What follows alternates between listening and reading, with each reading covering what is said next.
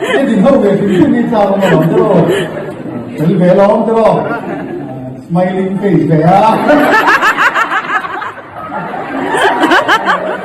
không phải bị sinh này đi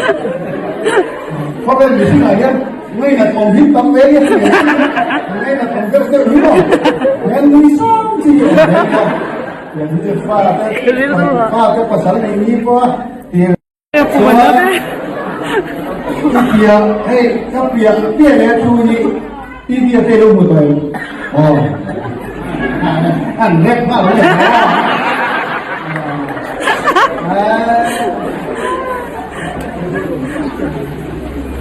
Jin kami khilaf berobat dengan nama Puan dia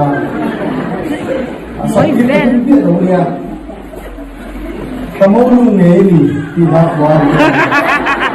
kamu ni tidak aku lekan satu orang ale berobat ini berkatin guna dia kalau ni lu berobat masih hey hanya mengoy pohon